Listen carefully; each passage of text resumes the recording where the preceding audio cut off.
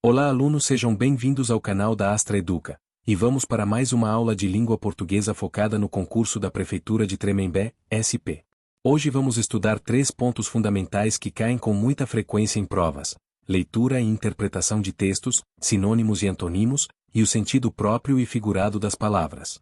Começando pela leitura e interpretação de textos. Interpretar um texto não é apenas ler, mas compreender a mensagem que ele transmite. Em concursos, você vai encontrar tanto textos literários quanto não literários. Os textos literários são aqueles que têm uma linguagem mais artística, subjetiva, como poemas, contos e crônicas.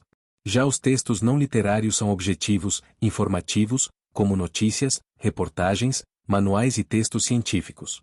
A banca costuma cobrar a capacidade de identificar a ideia principal do texto, também chamada de tema, além das ideias secundárias que sustentam essa mensagem central.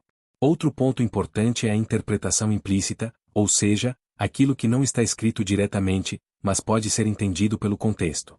Muitas questões exigem que você leia nas entrelinhas. Fique atento também ao tipo de linguagem utilizada, ao objetivo do texto e ao público-alvo. Esses elementos ajudam muito na interpretação correta. Agora vamos falar sobre sinônimos e antonímos.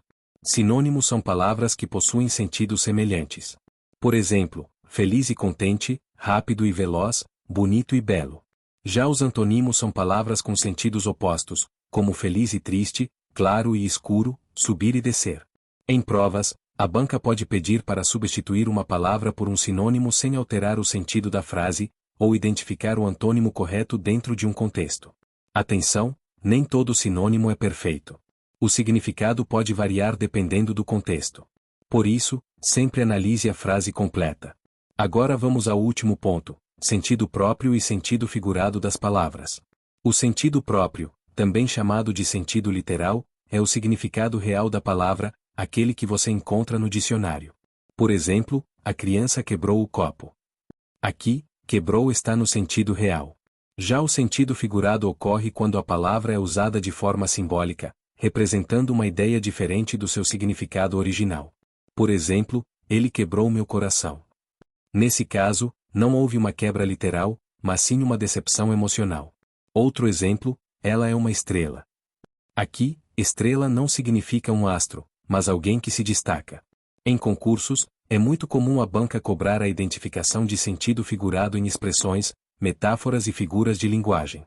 Dica de ouro: sempre analise o contexto da frase. É ele que vai indicar se o sentido é literal ou figurado. Vamos estudar classes de palavras: substantivo, adjetivo, numeral, artigo, pronome, verbo, advérbio, preposição e conjunção, com foco no emprego e no sentido que essas classes imprimem às relações que estabelecem dentro da frase. Esse é um conteúdo muito cobrado em concursos, porque a banca gosta de avaliar não apenas a definição de cada classe gramatical, mas principalmente o valor semântico, ou seja, o sentido que cada palavra produz dentro do contexto. Vamos direto ao ponto. As classes de palavras são grupos em que as palavras da língua portuguesa são organizadas de acordo com sua função e características. Conhecer essas classes ajuda a interpretar melhor os textos, entender a estrutura das frases e resolver questões de gramática com segurança. Começando pelo substantivo. Substantivo é a palavra que nomeia seres, coisas, lugares, sentimentos, ideias e fenômenos. Em resumo, o substantivo dá nome a tudo aquilo que pode ser identificado. Exemplos: cidade, aluno, prova, alegria, chuva, Tremembé, prefeitura. O substantivo pode ser classificado de várias formas. Substantivo comum é aquele que nomeia os seres de forma geral, como cidade, aluno, escola. Substantivo próprio é aquele que individualiza um ser, como Tremembé, Maria, Brasil. Substantivo concreto é aquele que designa seres com existência própria, real ou imaginária, como mesa, fada, cachorro. Substantivo abstrato é aquele que designa ações, qualidades, estados ou sentimentos, como amor, tristeza, estudo, coragem. Em prova, é importante perceber que o substantivo geralmente funciona como núcleo do sujeito, do objeto ou de outros termos da oração. Agora vamos ao adjetivo. Adjetivo é a palavra que caracteriza ou qualifica o substantivo. Ele atribui uma qualidade, estado, aspecto ou característica ao ser nomeado. Exemplos: aluno dedicado, prova difícil, cidade tranquila, atendimento eficiente. Nos exemplos, dedicado, difícil, tranquila e eficiente são adjetivos, porque estão caracterizando os substantivos. O adjetivo tem papel muito importante na construção do sentido. Compare. Servidor público. Servidor público eficiente. No segundo caso, o adjetivo eficiente acrescenta uma informação que modifica o sentido do substantivo servidor. Em concursos, a banca pode cobrar a diferença entre adjetivo e locução adjetiva. Locução adjetiva é a expressão com valor de adjetivo. Exemplo: amor de mãe. A expressão de mãe equivale a materno. Então, de mãe é locução adjetiva. Agora o numeral. Numeral é a palavra que indica quantidade, ordem, multiplicação ou fração. Exemplos: 2 candidatos. Primeira etapa. Triplo do valor. Meia hora. Os numerais podem ser cardinais, que indicam quantidade, 1, 2, 3. Ordinais, que indicam ordem, primeiro, segundo, terceiro. Multiplicativos, que indicam multiplicação, dobro, triplo. Fracionários, que indicam divisão, meio, terço, quarto. A banca pode cobrar o uso do numeral no contexto, especialmente para saber se ele está sendo usado realmente como numeral ou se passou a funcionar como outra classe. Exemplo: o primeiro colocado chegou cedo. Aqui, primeiro é numeral ordinal. Exemplo: ele foi o primeiro a sair. Também mantém valor ordinal, ligado à ideia de ordem. Agora o artigo. Artigo é a palavra que acompanha o substantivo para determiná-lo ou indeterminá-lo. Os artigos definidos são o, a, os, as. Eles particularizam o substantivo. Exemplo: o candidato chegou cedo. Aqui estamos falando de um candidato específico. Os artigos indefinidos são uma, uns, umas. Eles generalizam ou apresentam o substantivo de forma vaga. Exemplo: um candidato chegou cedo. Aqui não sabemos exatamente qual candidato. O artigo também influencia diretamente o sentido da frase. Compare. Preciso de um professor. Preciso do professor. Na primeira frase, qualquer professor pode servir. Na segunda, trata-se de um professor específico. Agora o pronome. Pronome é a palavra que substitui, retoma, acompanha ou indica a posição do substantivo na frase. Os pronomes são extremamente importantes para a coesão textual, porque evitam repetições e ajudam a construir a relação entre as partes do texto. Exemplo: Mariana estudou muito. Ela será aprovada. A palavra ela retoma Mariana. Isso é função pronominal. Entre os principais tipos de pronome, temos pronomes pessoais: eu, tu, ele, nós, vós, eles. Pronomes possessivos: meu, sua, nosso. Pronomes demonstrativos: este, esse, aquele. Pronomes indefinidos: alguém, ninguém, tudo, nada. Pronomes relativos: que, quem, cujo, onde. Pronomes interrogativos: que, quem, qual. Em concurso, é muito comum a banca explorar o valor dos pronomes demonstrativos, especialmente na relação com espaço, tempo e retomada textual. Exemplo: este assunto será estudado agora. Esse assunto já foi mencionado. Aquele assunto ficou distante no tempo ou no espaço. Também cai bastante o pronome relativo, porque ele liga orações e retoma um termo anterior. Exemplo: o livro que comprei é excelente. A palavra que retoma livro e introduz uma nova oração. Agora o verbo. Verbo é a palavra que indica ação, estado, mudança de estado, fenômeno da natureza ou ocorrência. Exemplos: os candidatos estudam. Ela está cansada. A cidade cresceu. Choveu ontem. O verbo é uma das classes mais importantes da língua, porque geralmente funciona como núcleo do predicado e estabelece relações de tempo, modo, pessoa e número. Em concurso, o verbo pode ser cobrado de várias formas: identificação, concordância, regência, tempos verbais e valor semântico. Veja: ele estuda. A ação ocorre no presente. Ele estudou. A ação ocorreu no passado. Ele estudará. A ação ocorrerá no futuro. Além disso, alguns verbos não indicam ação, mas estado. Exemplo: o aluno está atento. Aqui, está indica estado. Agora o advérbio. Advérbio é a palavra que modifica o verbo, o adjetivo ou outro advérbio, acrescentando circunstâncias. Exemplos: ele chegou cedo. A palavra cedo modifica o verbo chegou. A prova estava muito difícil. A palavra muito modifica o adjetivo difícil. Ela falou extremamente bem. A palavra extremamente modifica o advérbio bem. Os advérbios podem indicar diversas circunstâncias, como tempo, hoje, ontem, cedo, tarde. Lugar, aqui, ali, longe. Modo, bem, mal, rapidamente. Intensidade, muito, pouco, bastante. Negação, não. Afirmação, sim, certamente. Dúvida, talvez, possivelmente. Em prova, é essencial perceber o sentido produzido pelo advérbio. Compare. Ele fala. Ele fala bem. Ele fala muito bem. Cada elemento acrescenta uma nova camada de sentido. Agora a preposição. Preposição é a palavra que liga termos da oração, estabelecendo entre eles uma relação de sentido. Exemplos de preposições: a, ante, até, após, com, contra, de, desde, em, entre, para, por, sem, sob, sobre. Exemplo: livro de português. A preposição de liga livro a português. Exemplo: saiu com os amigos. A preposição com estabelece relação de companhia. Exemplo: estudou para o concurso. A preposição para indica finalidade. A preposição é muito cobrada porque altera o sentido das expressões e também porque está ligada à regência nominal e verbal. Compare. Gostar de algo. Precisar de algo.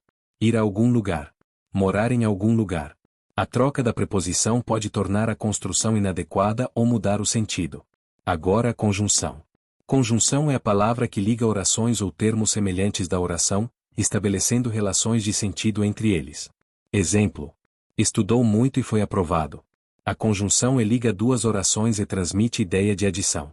Exemplo: estudou muito, mas não foi aprovado. A conjunção mas estabelece ideia de oposição. As conjunções podem ser coordenativas ou subordinativas. As coordenativas ligam orações independentes. Principais sentidos: adição, e, nem.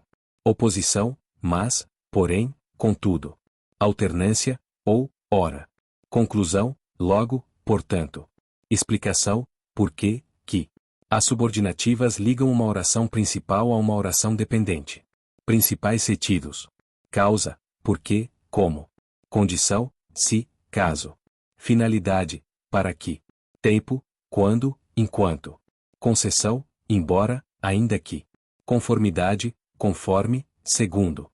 Comparação, como. Consequência, tão, que. Proporção, à medida que. Em concursos, a conjunção é muito explorada porque a banca quer saber se o candidato reconhece a relação lógica entre as ideias. Compare. Não saiu porque estava chovendo. Aqui temos uma relação de causa. Embora estivesse cansado, continuou estudando. Aqui temos uma relação de concessão. Se estudar, será aprovado. Aqui temos uma relação de condição. Agora vamos destacar um ponto muito importante: emprego e sentido que as classes de palavras imprimem às relações que estabelecem. Isso significa que a banca não quer apenas que você saiba o nome da classe gramatical.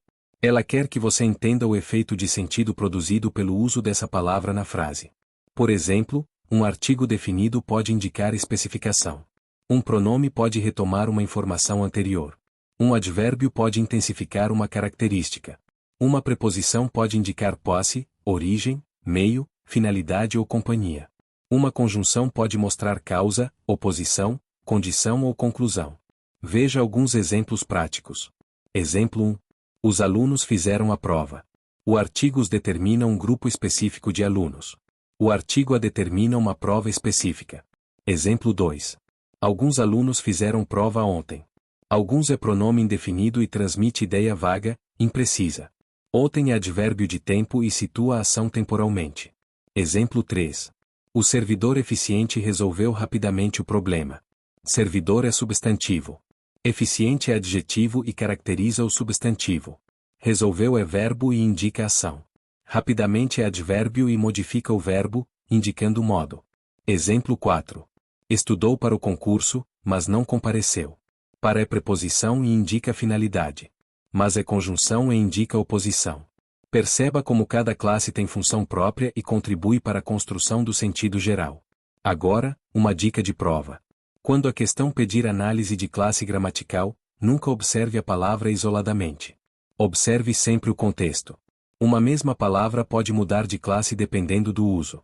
Exemplo: o jantar estava ótimo. Jantar aqui é substantivo. Exemplo: vou jantar agora. Jantar aqui é verbo. Outro exemplo: ele falou baixo. Baixo pode ter valor de advérbio, indicando modo. Exemplo: ele tem voz baixa.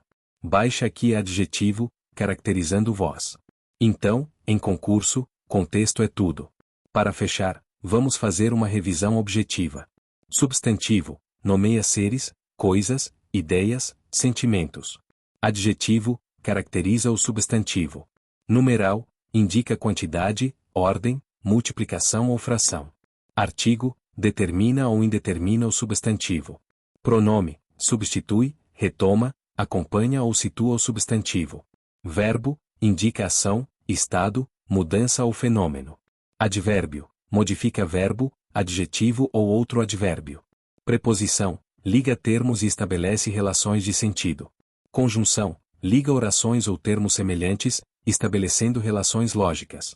Se você dominar a função de cada classe e entender o sentido que ela produz na frase, já estará muito à frente na resolução das questões de gramática. Agora vamos estudar 4 temas muito cobrados em provas: concordância verbal e nominal, regência verbal e nominal, colocação pronominal e crase. Começando pela concordância verbal. A concordância verbal trata da relação entre o verbo e o sujeito. O verbo deve concordar em número e pessoa com o sujeito da oração. Exemplo: os alunos estudam para a prova. O sujeito está no plural, então o verbo também vai para o plural. Mas atenção para casos especiais. Quando o sujeito é coletivo, como multidão, equipe ou grupo, o verbo fica no singular: a equipe venceu o jogo. Outro ponto importante é quando o sujeito está posposto, ou seja, vem depois do verbo. Mesmo assim, o verbo deve concordar corretamente: chegaram os convidados. Agora vamos para a concordância nominal. A concordância nominal ocorre entre o substantivo e seus determinantes, como artigos, adjetivos e numerais. Exemplo: as meninas bonitas chegaram. Aqui, o artigo, o substantivo e o adjetivo estão todos no feminino plural. Fique atento a palavras como meio, bastante e anexo, que variam ou não dependendo do uso. Por exemplo, ela está meio cansada, advérbio, não varia, e comprei meias novas, substantivo, varia. Agora vamos falar sobre regência verbal. A regência verbal trata da relação entre o verbo e seus complementos, especialmente quanto ao uso ou não de preposição. Por exemplo, o verbo gostar exige preposição de eu gosto de música. Já o verbo assistir, no sentido de ver, também exige preposição assisti ao filme. Mas cuidado, alguns verbos mudam de sentido conforme a preposição. Aspirar a um cargo significa desejar, enquanto aspirar o ar significa respirar. Agora a regência nominal. A regência nominal está relacionada aos nomes, como substantivos, adjetivos e advérbios, e suas preposições. Exemplo: tenho amor à família. O substantivo amor exige a preposição a. Outro exemplo: ele é favorável à decisão. O adjetivo favorável pede a preposição a. Esse é um ponto muito cobrado em provas, então vale a pena memorizar as principais regências. Agora vamos para a colocação pronominal. Esse conteúdo trata da posição dos pronomes oblíquos átonos, como mi, ti, si, u, a, li. Existem 3 formas principais: próclise, mesóclise e ênclise. A próclise ocorre quando o pronome vem antes do verbo. Exemplo: não me diga isso. A palavra não atrai o pronome. A ênclise ocorre quando o pronome vem depois do verbo: diga-me a verdade. Já a mesóclise ocorre no meio do verbo, geralmente com verbos no futuro: dir-me-ei a verdade. Atenção! Palavras negativas, advérbios, pronomes relativos e conjunções costumam atrair a próclise. Por fim, vamos falar sobre crase. A crase é a fusão da preposição a com o artigo feminino a ou as, resultando no uso do acento grave. Exemplo: vou à escola. Aqui temos a preposição a do verbo ir mais o artigo a de escola. Uma dica importante: substitua a palavra feminina por uma masculina. Se aparecer ao, então haverá crase no feminino. Exemplo: vou ao mercado, vou à escola. Não ocorre crase antes de palavras masculinas, verbos, pronomes pessoais, em geral, antes de palavras repetidas, cara a cara. Também não ocorre crase antes de casa e terra quando usadas de forma genérica, sem determinante. Para finalizar, esses 4 conteúdos são essenciais e aparecem com frequência em provas. Dominar essas regras pode garantir muitos pontos. Nos vemos na próxima aula e bons estudos!